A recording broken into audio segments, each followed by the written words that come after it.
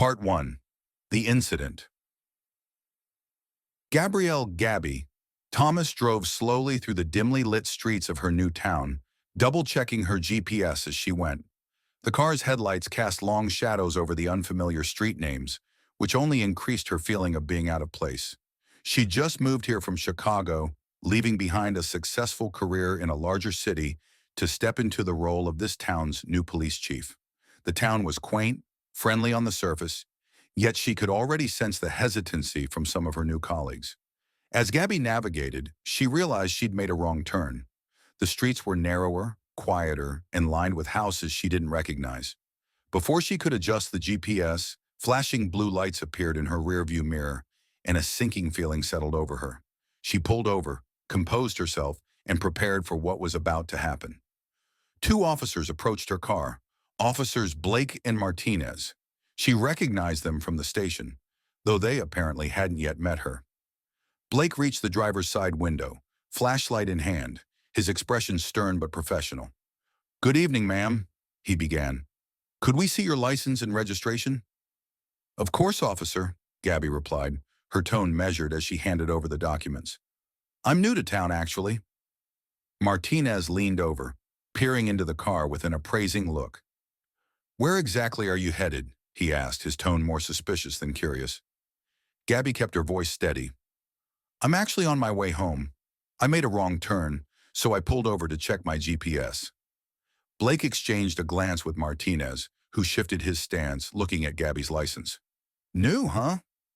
What brings you to a town like this?" Gabby paused, weighing her words carefully. "Well, I actually moved here for work." "Oh?" Martinez's eyebrows arched.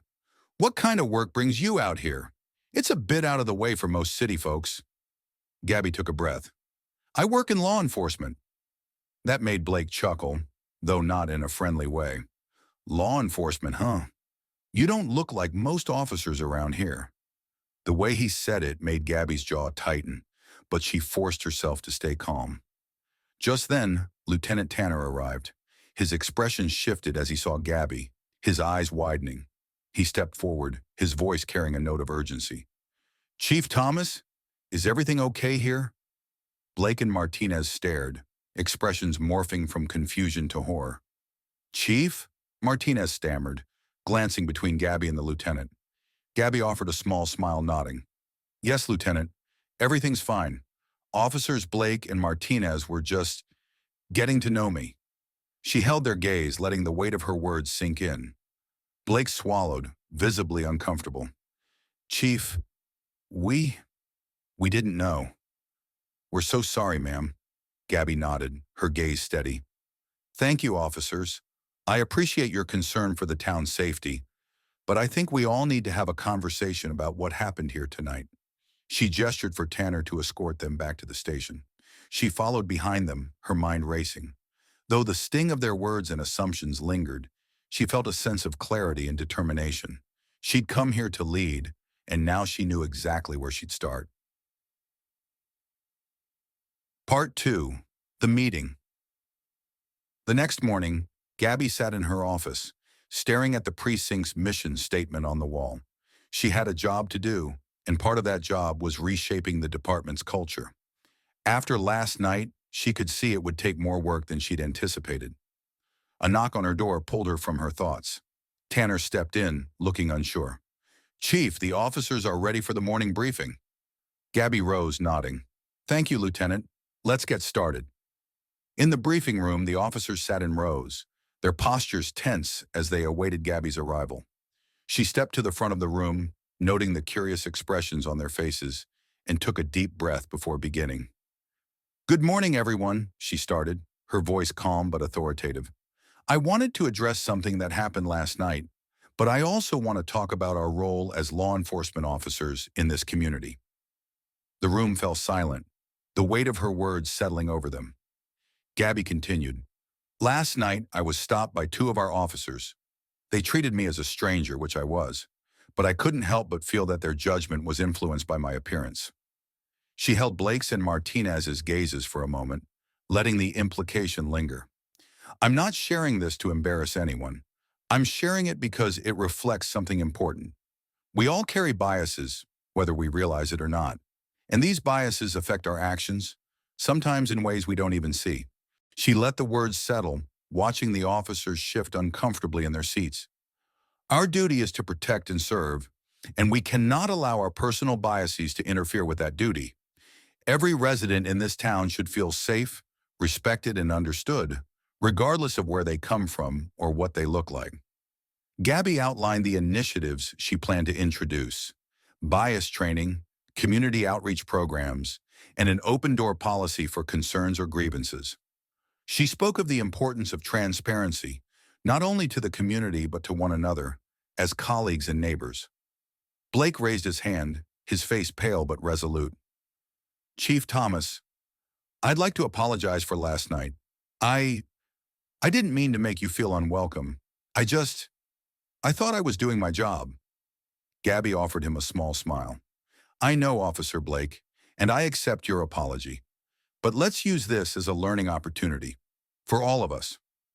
Let's work together to make sure that every person we encounter feels safe and respected, just as you would want for your own family." She dismissed the officers, hoping the message had resonated. The work was only just beginning, but she felt a glimmer of hope as they dispersed, murmuring to one another, their expressions thoughtful. Part 3. Building Bridges.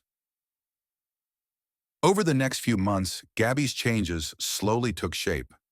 She invited community members to share their stories, hosted workshops, and encouraged officers to get involved in local events. She spent time walking through neighborhoods, chatting with residents, and listening to their concerns. Gabby organized a community cookout one Saturday, inviting families to meet the officers, share a meal, and build connections. Blake and Martinez, initially hesitant, found themselves drawn into conversations with the townspeople. They played basketball with the kids, listened to elders' stories, and felt a sense of camaraderie they hadn't anticipated. During the cookout, Mr. Jenkins, a retired teacher, approached Gabby with a warm smile. "Chief Thomas, I have to say, I've seen a lot of changes around here since you arrived. The officers have been out in the community more than ever before. People are talking good things." Gabby's smile widened. "Thank you, Mr. Jenkins. I've been working hard, but it's the officers who've really embraced the changes. They're the ones making it happen." Nearby, Blake overheard the conversation, and a surge of pride swelled within him. He'd been wary of Gabby's approach at first, but over time, he'd come to respect her vision. His interactions with the community had changed his perspective, and he found himself looking forward to each shift, eager to build on the connections they were forming. Martinez, too, had begun to see things differently. His interactions with young black teens from the high school basketball team had softened him, showing him the power of empathy and understanding. He even started volunteering at the youth center, coaching a group of boys who looked up to him. As the sun set on the cookout, Gabby watched her officers laughing and talking with the community members. She knew that the changes wouldn't happen overnight, but seeing the smiles and hearing the laughter, she knew they were on the right path. Part 4. Redemption. Late one evening, a call came in about a young black boy found wandering alone. Gabby, Blake, and Martinez responded, finding the boy sitting on a curb, clutching a small backpack and looking lost. Gabby knelt beside him, her voice soft. "Hey, sweetie, what's your name?" The boy looked up, tears in his eyes. "My name's James. I was supposed to be at my friend's house, but I got lost." Gabby offered a reassuring smile. "It's okay, James. We're here to help you. Can you tell us where you live?"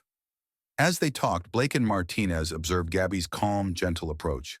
They had learned so much from her: how to approach situations with kindness, how to listen instead of judge. They walked James home, and his mother met them at the door, her face a mix of relief and gratitude. "Thank you so much," she whispered, hugging James tightly. Blake looked at Gabby, his heart full. "Chief, I get it now. I get why you do what you do." Gabby met his gaze, smiling. "It's not always easy, but it's worth it." As they left, Martinez patted Gabby on the shoulder. "Thank you, Chief. I've learned more from you in a few months than I did in all my years on the force." Gabby's heart swelled with pride. She had come here to make a difference. And though the journey was far from over, She knew she had begun to change lives. And in that moment, as they walked through the quiet streets, she felt at peace, knowing they were on a path toward building a better, stronger community together.